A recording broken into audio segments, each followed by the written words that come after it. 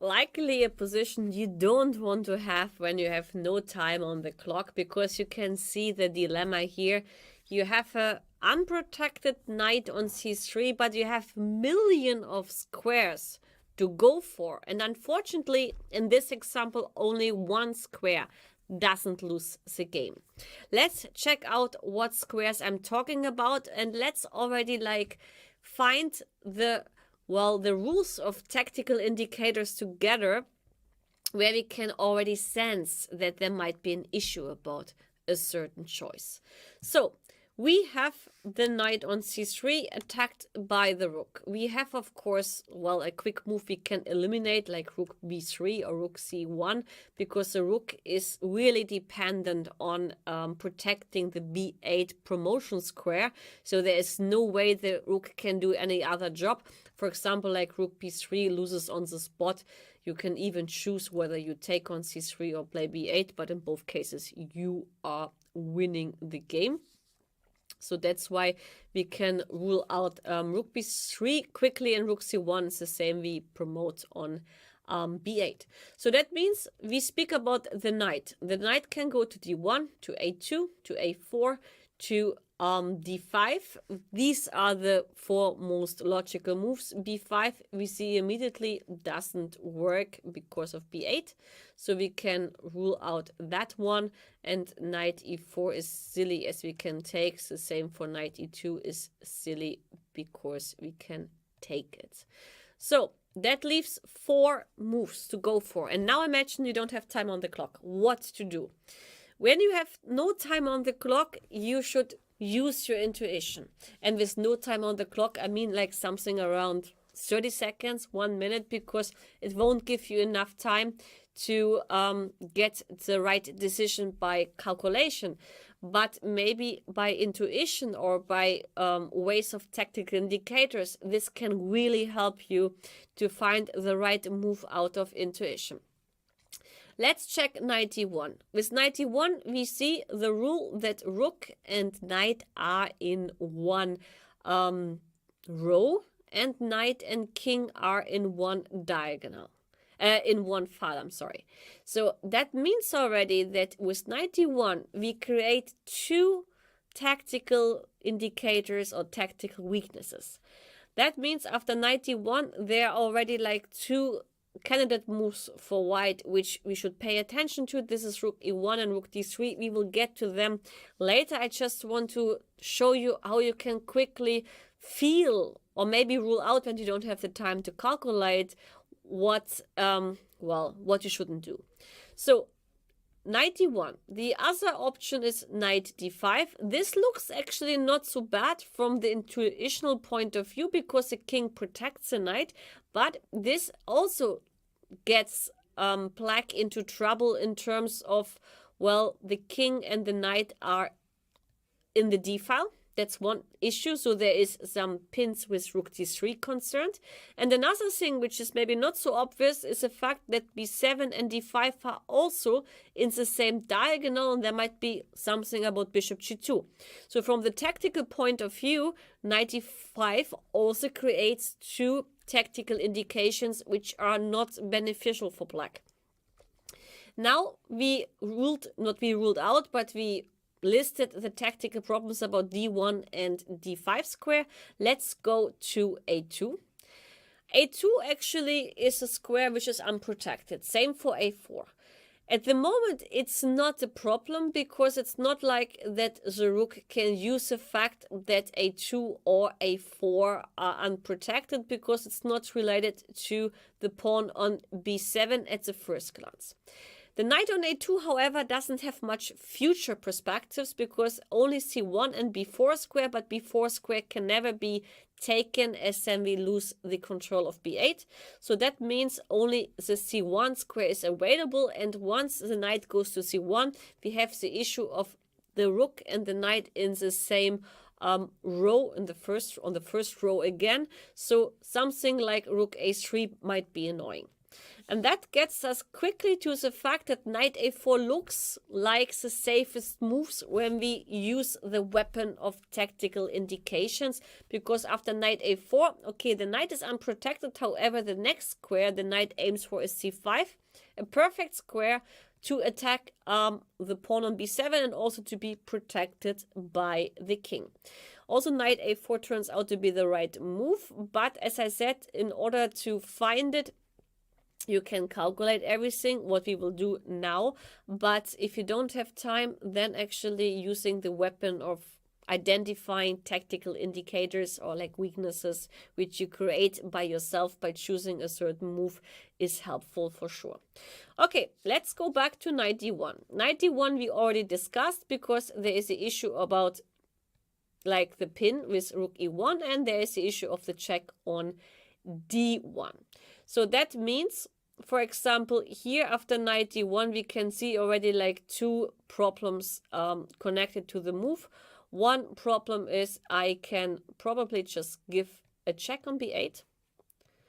Then rook takes b8 should be played, only move, and then we give a check on d3. And we win the knight on d1. That's one option, but not the most sophisticated one, but enough. The other thing actually is here after knight d1, the move rook e1, which I like much more because it's a bit more sophisticated. Now after rook e1, well, there are not many options because, well, king needs to go to c7, so that the rook can protect the knight on d1. Other moves are not possible, because if you move the knight, then we take on b1 and we promote on b8 and we win the game. So that's why king c7 should be played. And now, of course, after king c7, we have again two candidate moves. We have the move bishop e2 to attack the knight once more, and we have the move bishop d3. Currently, the knight is able, when the knight moves to c3, to protect the rook on b1. And this quickly gets us to the point that bishop e2 is not useful because of knight c3. So we should check out the move bishop d3. After bishop d3, the rook is forced to stay somewhere on the first rank, because if he leaves, then the knight is not protected. For example, like rook a1. Now the knight, wherever the knight moves, the rook on a1 would be under attack. So that means here simply something along the lines like bishop e2 or maybe even bishop c2. Both moves should be working. And here actually black will lose a game, because knight c3 can try take, but this ending is simply lost for black. The other option is to play rook c1, but now we can again go bishop e2, and even the trick looks very nice with knight c3 take. The problem is that the knight is not allowed to move as there is a pin, so it's not legal. That means knight d1, quickly we understand this move cannot work, but actually by the intuition already guided us in a way. Let's check knight d5, which was actually played in the game, and it was not a game of bad players. It was a game between, I believe, Polugajewski against Hartson. So both players were decent players, one grandmaster, I think one international master, not sure, maybe Hartson is even a grandmaster. Not important, but 2480 underlines that he's a good player.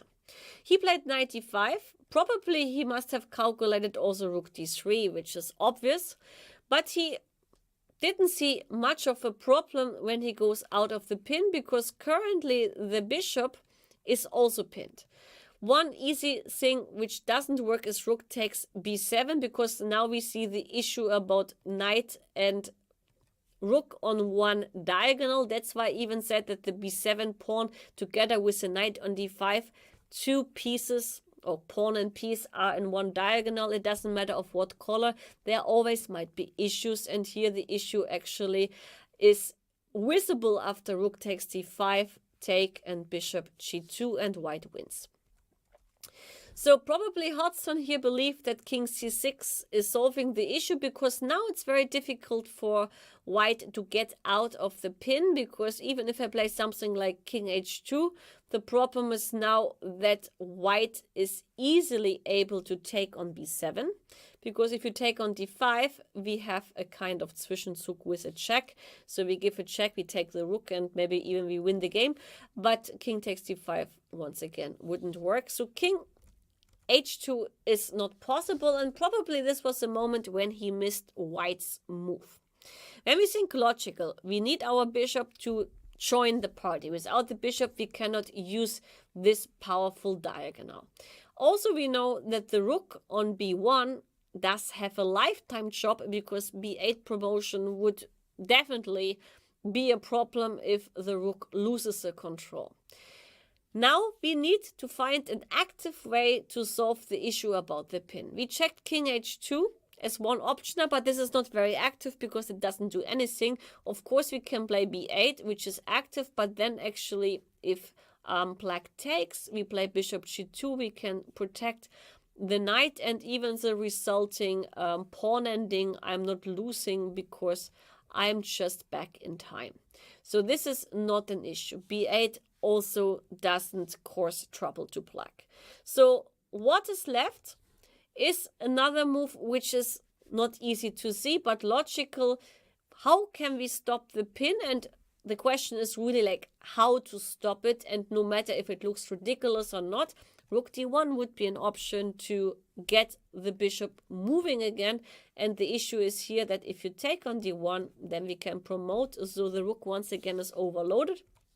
And if the rook takes on b7, then the same motive with rook takes d5 arises, and white is winning the game. That's what actually happened in the game.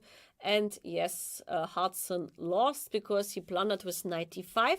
Well, what is left is knight a2. We already mentioned that knight a2 doesn't have much future, at least only the square on c1. So rook a3 is a very powerful move. Knight b4 doesn't work because we can promote. And after knight c1, again, we have the same tactical indicator with b1 and c1 in one row. And here the move rook a1 is very strong because the rook is overloaded in all the jobs. If he takes on b7, we win the piece.